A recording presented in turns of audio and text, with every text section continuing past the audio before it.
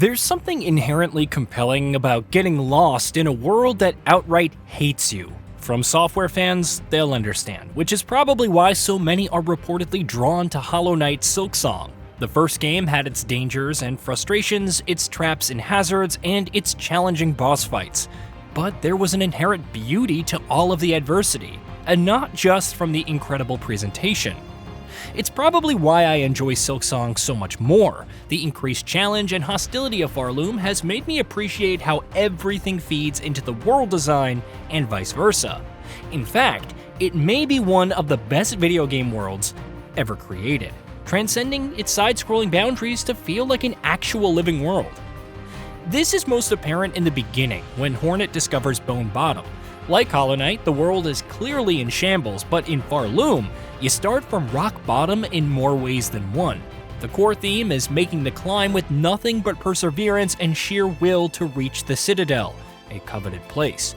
For many, this is viewed as a way of life, a singular purpose that they must fulfill, though some express their fair share of doubts.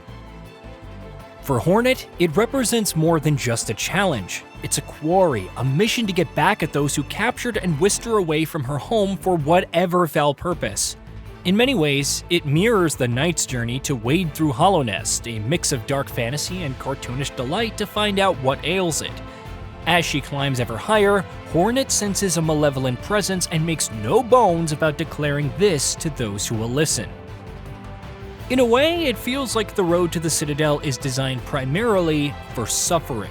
Because Team Cherry changed so many hazards, including spikes and whirling blades, to deal 2 points of HP damage, you feel way more oppressed when tackling enemies. Similarly, when you're not dealing with enemies who can deplete 2 HP through simple contact, you have to face those with multi-hit attacks who are more than capable of pushing you into those same environmental hazards. Yet throughout all of this, Pharloom's beauty shines through.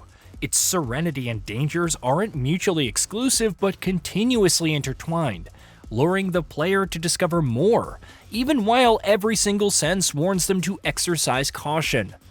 The lore is also woven incredibly through each environment, reinforcing the incredible art style and creating a distinct mood.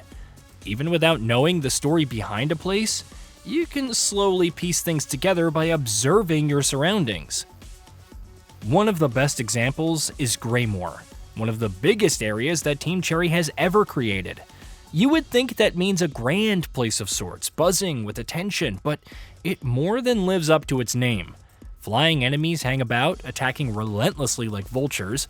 Other foes wield giant scissors, ready to slice you into ribbons like Sweeney Todd. There's only a single halfway home to take refuge in, and thankfully, the denizens aren't in the worst of spirits.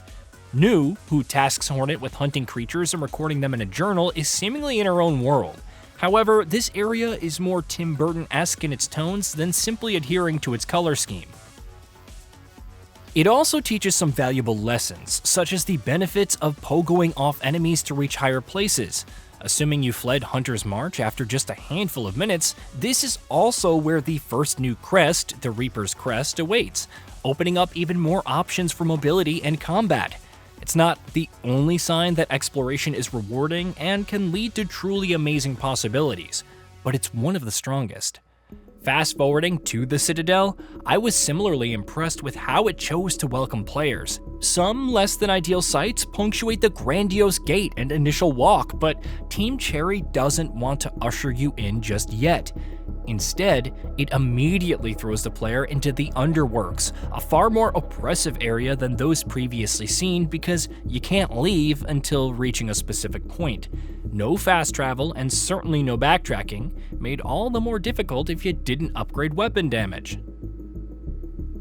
However, it's almost like you're forced to gaze upon those that the Citadel keeps out of sight, not because of what others would think, but due to their unsightliness. You slowly begin to realize that they're the lifeblood that keeps everything up top running, even when they've also lost their minds. Even the machinery is worn down and visceral compared to the sleek clockworks of the Citadel. Then you begin to wonder, how many of those who made the climb were relegated to the same fate? Yeah, some of this horror is communicated through notes and journal entries, but for the most part, you're piecing it together from simply observing the environment and its enemies. The Underworks feels lived and designed to be dangerous, further underscoring how sad it really is. Meanwhile, outside the various guards, the Citadel doesn't give the impression of danger. Its numerous spikes feel more part of the architecture. Some of its citizens roam about half pompously, half whimsically. There's the feeling that even with all that's happened, something is trying and failing to maintain the impression that everything is fine. A glorious facade that the majority of Pharloom citizens can't even pretend is real, and that's only part of the massive structure. Seeing Team Cherry connect all these seemingly disparate areas, the somberness of the White Word, the gears and elegance of the Cogwork core, and so on, is a delight. Maintaining a steady pace and flow for other environments while connecting them is one thing, but for the Citadel to adhere to a consistent theme while offering so much variety and challenge and ensuring it all makes sense from a lore standpoint is truly incredible. And the core gameplay never falters for a second, expanding even further when grappling is introduced, feeding into that wonder of discovery and the thrill of danger. Hollow Knight Silksong does rely on a few genre tropes, including the oddly colored walls that can be destroyed to discover hidden passages, but it also plays with those conventions in so many interesting ways.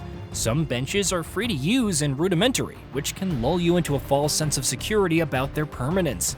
Others require paying, and that's taken even further at some points in the Citadel, including the Underworks, where it's necessary every time. Is it really required since Hornet respawns like usual at the same spot? No, but it paints a picture of what the residents have to go through to simply rest. Exploring Pharloom, especially after shattered expectations of all that experience from Hallownest coming in handy, is a trip. A combination of needing to know what awaits around every corner, but even when confronted with the same, not immediately knowing the best possible solution. But you can't stop because everything about Silksong, from the gameplay to the music and the visuals, compels you forward. That I haven't even seen possibly half of everything that it has to offer, even after clearing it within 20 hours, doesn't fill me with dread at how much is left, but rather a sense of awe. Much like Hollow Knight and its experience, I won't forget anytime soon. Hey, did you know that we at GamingBolt upload new videos every day? Stick around, drop a like, subscribe, and hit that bell. And let us know what kind of content you'd like to see in the future with a comment below.